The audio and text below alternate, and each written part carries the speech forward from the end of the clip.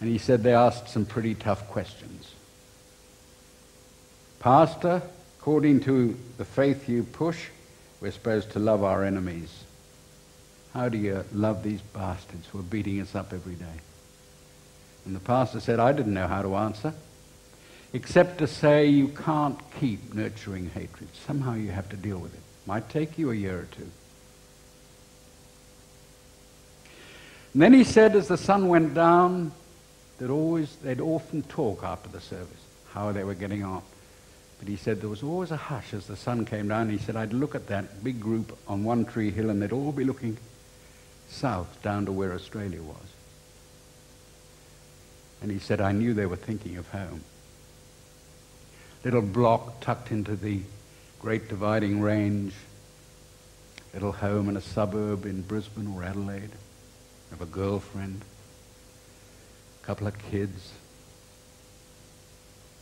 and their spirits were burning to get back to their own home, their free country. And then one day the Japanese flag came down and up went the Union Jack. It wasn't the Aussie flag because two Britishers had managed to piece together a Union Jack out of bits of cloth. But it didn't matter. It didn't matter whether it was the Aussie flag. They did pull the Aussie flag up in a nearby camp. And he said, we were free. Great story. They went through that for Australia. And there's an even more dramatic story about the women who were in a slave labor camp in Sumatra, just up here. It's only just across the sea from Australia. Thousands of women packed in. And the one who put that together was an Australian woman, because they were losing their faith and their hope so fast. And she said, we meet even if it's at midnight after the day's work, and we've got to talk, and we've got to build each other up, and let's sing our national songs. There were so many races they couldn't even converse together, in so many languages. And so each nation used to sing their songs. 10 or 11 o'clock at night after 16 hours of work and being beaten up. And then they ran out of songs, and she put together a human orchestra.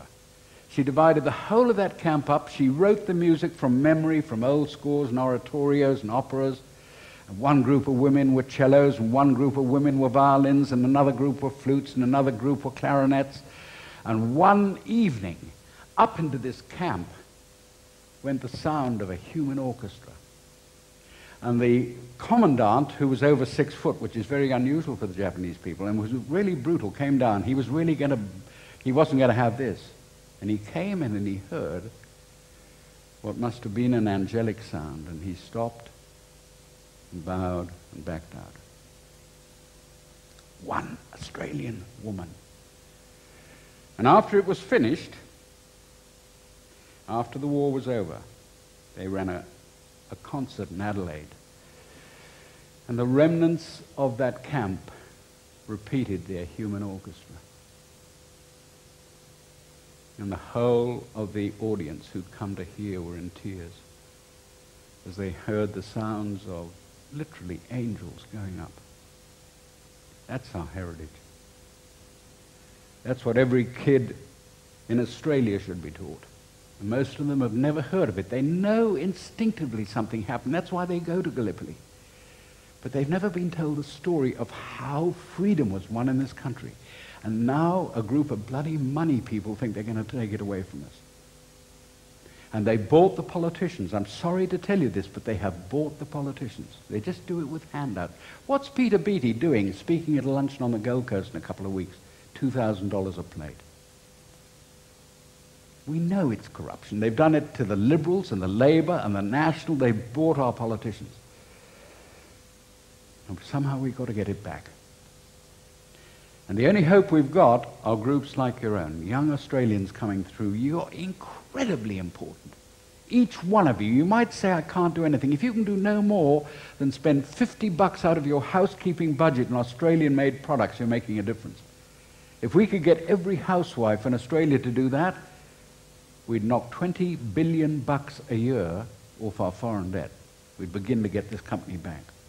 And this movement is sweeping right through. It's got them petrified. They don't know what to do about it.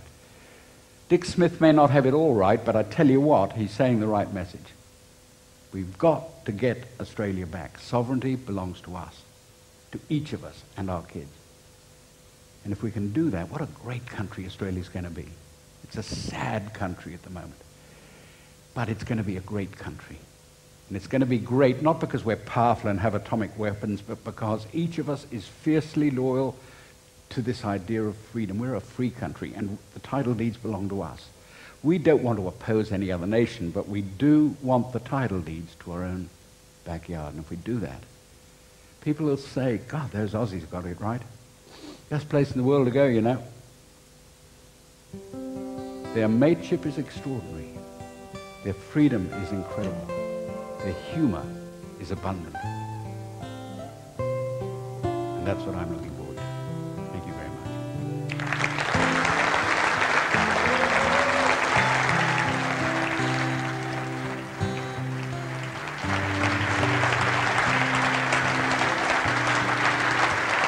Good.